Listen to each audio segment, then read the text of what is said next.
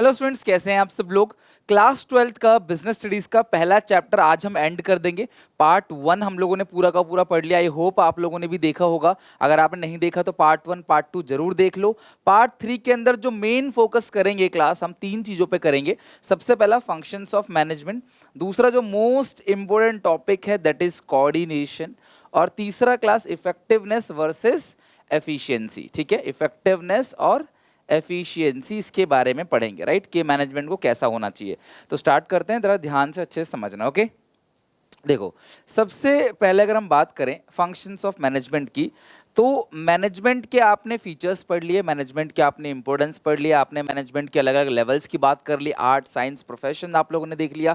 तो मैनेजमेंट के 5 फंक्शंस होते हैं और ये 5 के 5 आपके चैप्टर्स बनने वाले हैं। लाइक ये क्लास आपका 4th चैप्टर होगा, 5th चैप्टर होगा, 6th चैप्टर होगा, 7th चैप्टर और 8th चैप्टर। पूरा का पूरा 8 चैप्टर का पार्ट ए है आपका और पार्ट बी में है 4 चैप्टर। तो ये पूरा का पूरा क्लास 5 के 5 मैनेजमेंट के फंक्शंस हैं और वही आगे के चैप्टर्स होंगे। Chapter number 2 principle of management, chapter number 3 business environment. Okay, सुनो, तो हम लोगों ने पढ़ा कि मैनेजमेंट की बात जब आती है क्लास, तो किसी ना किसी गोल की बात आती है। भाई गोल होगा, कोई ना कोई एम होगा, ऑब्जेक्टिव होगा। उस गोल को, उस एम को, उस ऑब्जेक्टिव को हासिल करने के लिए हमें क्या करना पड़ेगा क्लास? मैनेजमेंट करना पड़ेगा, जो गोल से एसोसिएटेड है। तो अगर मैं उस गोल को अचीव करना चाहता हूं तो मैं मैनेजमेंट करूंगा।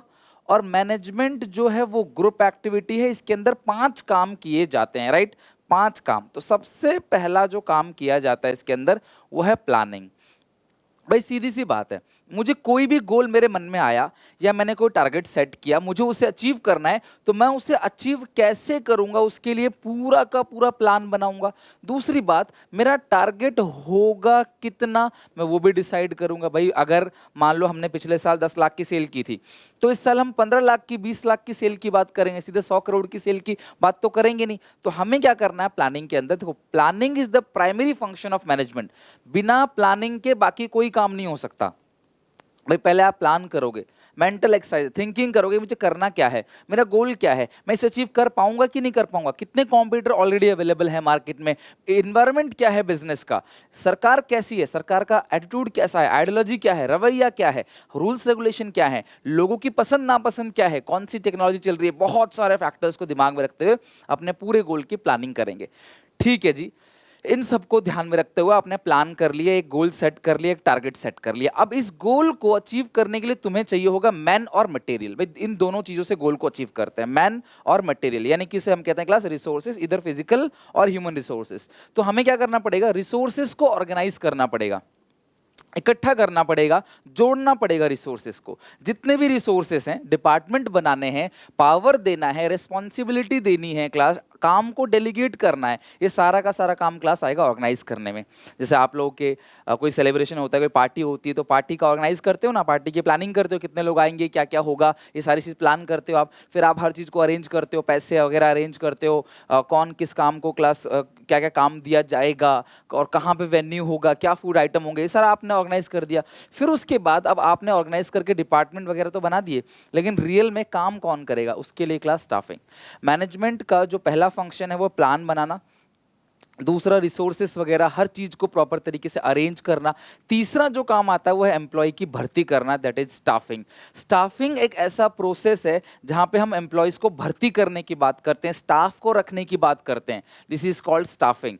तो जब हम स्टाफ को रखेंगे, जब हम एम्प्लॉय को रखेंगे, तो क्लास उनको ट्रेनिंग भी देंगे, उनके सिलेक्शन का भी ध्यान रखेंगे, किस तरीके से अच्छे एम्प्लॉय को सिलेक्ट करना है, उनको डेवलप भी करेंगे। ये सब क्लासेस के अंदर स्टाफिंग के अंदर आएगा।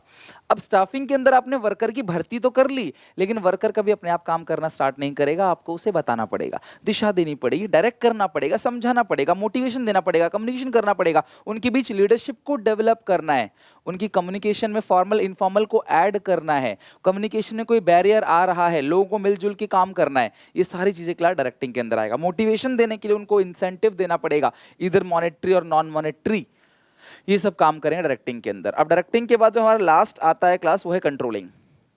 डायरेक्टिंग कर लिया, काम यहाँ से काम यहाँ से स्टार्ट हो गया, एक्चुअल डायरेक्टिंग के अंदर इनिशिएट हो गया, काम स्टार्ट हो गया। अब लास्ट में कंट्रोलिंग के अंदर काम पूरा हो गया है। तो अब आप सोचोगे कि आपने जब प्लान किया था तब आप कहाँ पे थे और आज आप कहाँ पर हो, ये आपकी एक्चुअल परफॉर्मेंस है, राइट।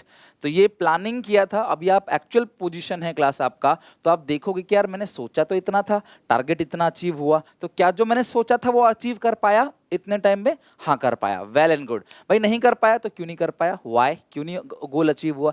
तो रीजन ढूंढो, क्या प्रॉब्लम थी, क्या समस्या थी, क्यों गोल अचीव नहीं हुआ, और रीजन को ढूंढने के बाद उसको ठीक करो ताकि नियर फ्यूचर ये प्रॉब्लम रिपीट ना हो। इस चीज को क्या बोलते हैं class? Controlling. I know class एक ओवरऑल ग्लिम्प्स मिल गया होगा, एक झलक आपको मिल गई होगी कि मैनेजमेंट के 5 फंक्शन है। प्लान किया, हर चीज को अरेंज किया, है ना, प्लानिंग ऑर्गेनाइजिंग, एम्प्लॉय की भर्ती की, फिर उनको दिशा दिखाया, डायरेक्टिंग किया, और फिर लास्ट में क्लास कंपैरिजन किया एक्चुअल परफॉर्मेंस को अपने स्टैंडर्ड परफॉर्मेंस से या प्लान परफॉर्मेंस से, फिर देखा कोई कमी तो नहीं है, कमी है तो ठीक करो क्लास उसको ताकि आगे वो चीजें रिपीट ना हो। ये है 5 फंक्शंस ऑफ मैनेजमेंट। अब मेरी बात ध्यान रखना, कुछ वर्ड मैं यूज कर रहा हूँ, तुम कॉमेंट में जाके लिखो, या अगर तुम्हारे हाथ में नोटबुक है, पेन है तो लिखो फटाफट। पहला है बाइंडिंग, पहला है बाइंडिंग, ठीक है। दूसरा है सिंक्रनाइज, तीसरा है इंटीग्रेशन। लिखो बाइंडिंग, सिंक्रनाइज, इंटीग्रेशन और एसेंस, 4 वर्ड लिख लो, ठीक है। इन चारों को क्या बोलते हैं क्लास? कोऑर्डिनेशन। ये कीवर्ड्स बताया मैंने आपको। मैं आपके बिजनेस स्टडीज की ऐसी प्रिपरेशन करा दूंगा, तुम सबको आउट ऑफ 80 मार्क्स मिलेंगे, मेरी गारंटी। और एक्सटर्नल एग्जामिनेशन में जो भी पूछेगा वो तुम सारे बता पाओगे। शुरुआत है, बहुत धीरे धीरे चीज़ें चल रही हैं, आई नो क्लास, क्योंकि बहुत अभी ह्यूमन रिसोर्स की कमी है हमारे पास, लोग अवेलेबल है नहीं, छुट्टी पे काम करने मतलब है नहीं लोग, तो बट सारा का सारा काम मैनेजमेंट वगैरह का सब कुछ मुझे करना पड़ रहा है, इससे थोड़ी सी वीडियोस कम आ रही हैं, बट धीरे धीरे वो चीज़ें आएंगी। एटलीस्ट हमने स्टार्ट तो किया, थोड़ा बहुत शुरू तो किया, ओके।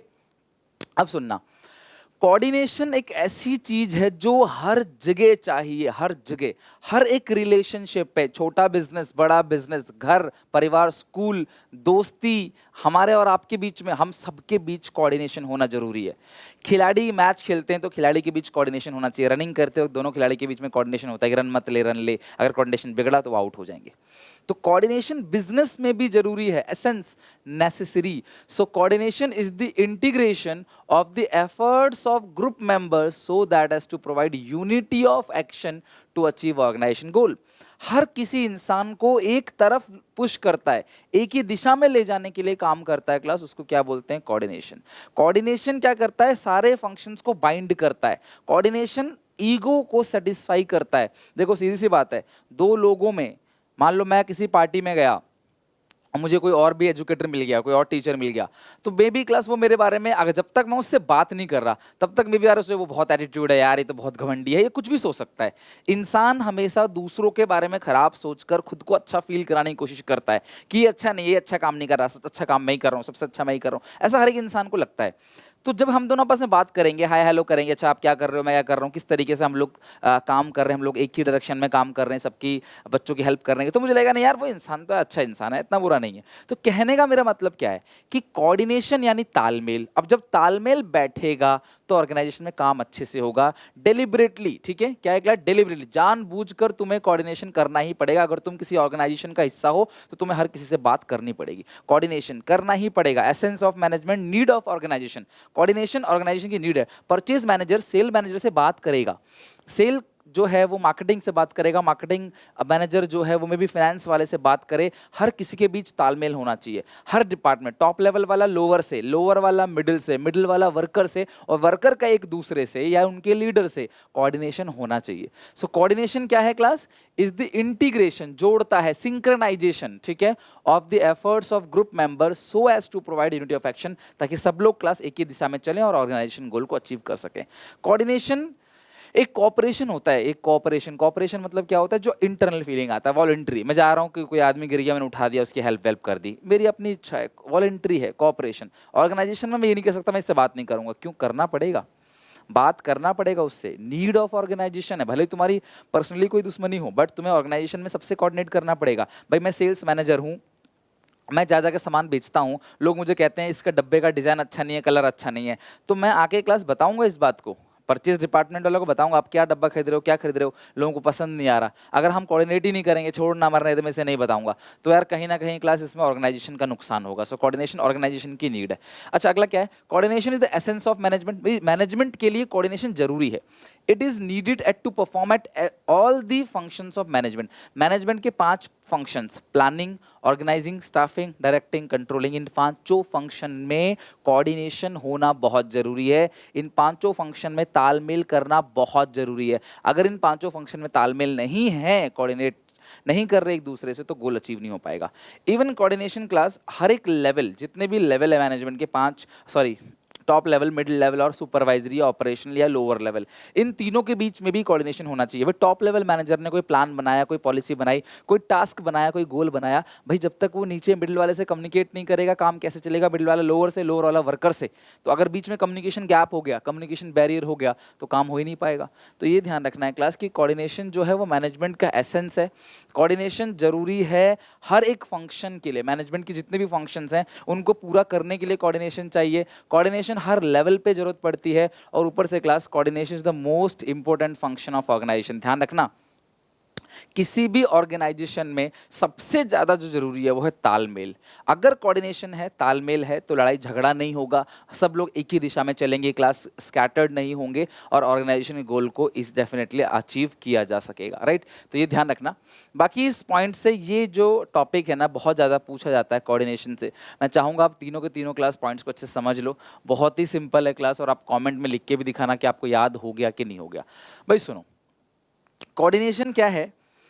एसेंस ऑफ मैनेजमेंट है, इंपॉर्टेंट फंक्शन है ऑर्गेनाइजेशन का, हर लेवल पे चाहिए क्लास, हर फंक्शन में चाहिए कोऑर्डिनेशन। घर में, स्कूल में, हॉस्पिटल में, मंदिर, चैरिटी क्लब या मैच, गेम, हर जगह कोऑर्डिनेशन चाहिए। राइट, तो ये कहते हैं कि कोऑर्डिनेशन का जो बेनिफिट है, इंपॉर्टेंस मतलब बेनिफिट, वो कब सबसे ज्यादा दिखता है? Growth in size.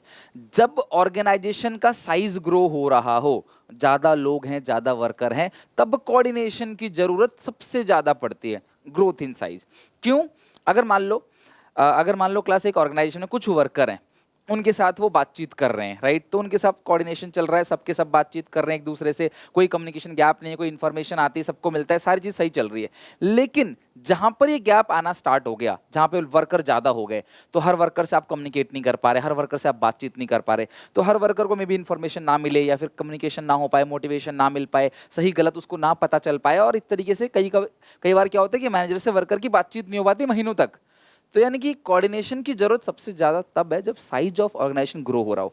तो जब ऑर्गेनाइजेशन का साइज बड़ा होता है तो कोऑर्डिनेशन की जिम्मेदारी और ज्यादा बढ़ जाती है, तालमेल बनाना और ज्यादा इंपॉर्टेंट हो जाता है। राइट, नेक्स्ट है फंक्शनल डिफरेंशिएशन। अब फंक्शनल डिफरेंशिएशन कहने का मतलब क्या है क्लास, कि अब ऑर्गेनाइजेशन में हर एक मैनेजर अपना अलग अलग फंक्शन कर रहे हैं, सबका काम अलग अलग है, मैनेजर अपना काम अलग अलग तरीके से कर रहे हैं, फंक्शन सबका अलग अलग है। लेकिन एक बात ध्यान रखना, उन फंक्शन में मेल मिलाप कौन कराता है? कोऑर्डिनेशन।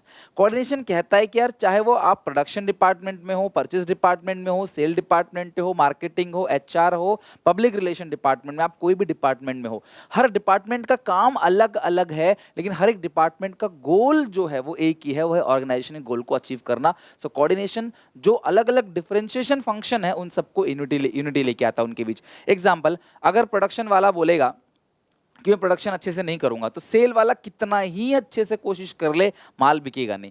या फिर मान लो सेल वाला पूरी कोशिश कर रहा है, प्रोडक्शन वाला सामान अच्छे से नहीं बनाएगा, या परचेज वाला माल ही अच्छे से नहीं खरीदेगा, तो सेल हो ही नहीं पाएगा। तो देखो, गोल तभी अचीव होगा जब सबके सब मिलके जो है काम करेंगे। राइट, तो फंक्शनल डिफरेंशिएशन, तो अलग अलग लोग काम कर रहे हैं लेकिन क्लास उनका गोल एक ही है। ये कोऑर्डिनेशन तालमेल बना के सबको समझाता है। स्पेशलाइजेशन होता क्या है, ऑर्गेनाइजेशन में बहुत सारे एक्सपर्ट्स होते हैं। एक्सपर्ट समझते हो ना, मान लो क्लास उसको लग रहा है मैं एक्सपर्ट हूँ, मैं प्रोडक्शन डिपार्टमेंट का हेड हूँ, सेल्स वाला कहता है मैं सेल्स का हेड हूँ, मार्केटिंग वाला मार्केटिंग का हेड है, एचआर वाला एचआर और फाइनेंस का फाइनेंस हेड। हर किसी को लगता है कि जो मैं हूँ मैं ही सर्वश्रेष्ठ हूँ, जो मैं कह रहा हूँ वही सही है, जो मेरी पॉलिसी है वही सही है, जैसा मैं कहता हूँ वैसा ही करो। हर कोई ये सोचता है।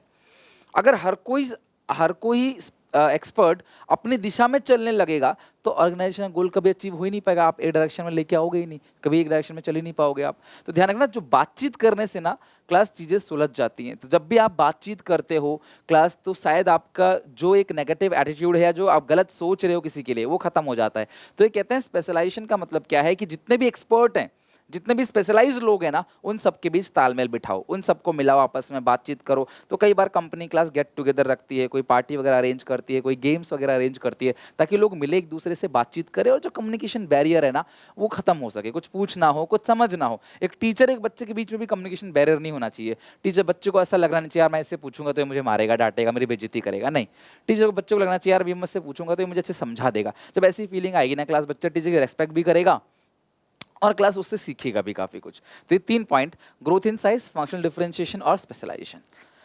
आज की क्लास का हमारा आखिरी टॉपिक है एफिशिएंसी एंड इफेक्टिवनेस। ध्यान समझना क्लास, इफेक्टिवनेस में पहले टी आ गया, टी फॉर टाइम। काम को समय पर पूरा करना इज इफेक्टिवनेस। मैं रेस्टोरेंट में गया, मैंने बोला अभी मुझे खाना है, मुझे भूख लगी है, मुझे एक प्लेट ये लगा दो।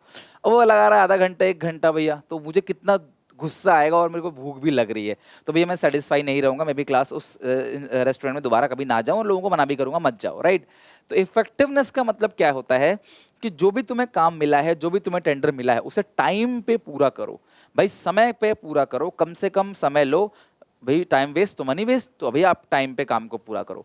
और एफिशिएंसी में टी नहीं है या पहले टी नहीं है, तो क्लास इसका मतलब होता है लो कॉस्ट। देखो एफिशिएंसी क्या कहता है कि सामान को बनाने में कम से कम खर्चा आएगा। ये फोकस करते हैं कि भाई किसी भी तरीके से खर्चा कम से कम हो, लेकिन ये फोकस करते हैं कि जल्दी बन जाए। तो एक ऑर्गेनाइजेशन को क्या होना चाहिए, इफेक्टिव होना चाहिए या एफिशिएंट होना चाहिए। देखो कई सारी जगह ऐसी होती हैं जहाँ पे आपको समय ज़्यादा मैटर करता है, और कई सारी जगह ऐसी होती हैं जहाँ पे कॉस्ट ज़्यादा मैटर करता है। और ये पर्सन टू पर्सन भी वेरी करता है कि आपको जल्दी चाहिए या लो कॉस्ट में चाहिए। लेकिन हर एक ऑर्गेनाइजेशन को बैलेंस क्रिएट करना चाहिए बिटवीन इफेक्टिवनेस एंड एफिशिएंसी। यानी कि हर एक ऑर्गेनाइजेशन की जिम्मेदारी है कि वो इफेक्टिव और एफिशिएंट दोनों रहे। यानी वो काम को लो कॉस्ट में करे और साथ में, लो कॉस्ट में तो करे ही करे, कम से कम कॉस्ट में करे और साथ में समय पे पूरा करके दे। ऐसा नहीं कि कॉस्ट जो है वो बहुत बढ़ा दिया, समय पे जल्दी पूरा करके दे दिया, या कॉस्ट बहुत कम कर दिया और बहुत डिले हो रहा है। तो ये दोनों चीज अच्छी नहीं है, एक बैलेंस होना चाहिए। हाँ समय पे भी काम को पूरा करो, लो कॉस्ट में। तो जब मैं बात करूंगा कि यार कम से कम सिस्टम बन के तैयार हो गया सामान, तो भाई बिकेगा भी। अगर मान लो कोई 10 का बना के 11 का बेच रहा है, कोई 10 का बना के 11 का बेच रहा है, मैं 9 का बना के 11 का बेचूंगा तो मैं 2 रुपए कमाऊंगा और वो 1 रुपए कमाएगा, राइट। अगर मैं 10.5 का बेचूंगा तो भी मुझे 1.5 रुपए फायदा होगा। और ये शौक हो जाएगा भैया इस 10.5 में कैसे बेच रहा है, 10 का तो सामान बन ही रहा है। तो यानी कि यहाँ पे आप ज़्यादा फायदा कमा जाओगे लो कॉस्ट में। लेकिन समय पे पूरा करो, कस्टमर को डिलीवर करो प्रोडक्ट टाइम पे करो, ताकि वो खुश रहे कि हाँ यार मेरे को विद इन टाइम, यार जब मुझे ज़रूरत है तब मुझे सामान नहीं मिलेगा तो फिर बाद में मिलने का फ़ायदा क्या है। बात समझ लो, तो मुझे आज चाहिए तो मुझे आज ही मिलना चाहिए। तो इसीलिए क्लास एक ऑर्गेनाइजेशन को इफेक्टिवनेस और एफिशिएंट दोनों होना चाहिए, राइट। इसे एफिशिएंसी या एफिशिएंट कहते हैं, इसे इफेक्टिवनेस कहते हैं, टी फॉर टाइम, और ये लो कॉस्ट। काम लो कॉस्ट में हो और काम क्लास समय के अंदर पूरा हो जाए, राइट। फाइनली ये चैप्टर हमने एंड कर दिया। 3 क्लासेस के अंदर हमने इस चैप्टर को एंड किया है। सेशन 22 2023 के लिए क्लास दिन रात क्लास मेहनत कर रहा हूँ मैं, चीज़ें कंटेंट बना रहा हूँ, धीरे धीरे और भी मल्टीपल वीडियोस आएंगी और मैं कोशिश करूँगा, जैसे मैंने कहा है कि जल्दी जल्दी आपका सिलेबस खत्म करेंगे, फिर हम लोग क्लास और बहुत सारे प्रैक्टिस करेंगे, एमसीक्यू की प्रैक्टिस भी करेंगे। आपके सिलेबस में जो जो चीज़ें हैं सब कुछ आप सबको 80 आउट ऑफ 80 इन तीनों सब्जेक्ट में दिलाने की जिम्मेदारी मैंने ले ली है। मैंने अपना पूरा गोल बना लिया है पूरे साल। बस ये CUET का एग्जाम जो चलने वाला है जुलाई में, ये हो जाए बच्चों का, फिर दिन रात आपके पीछे लगना है, मेहनत करनी है आप सबके लिए, राइट।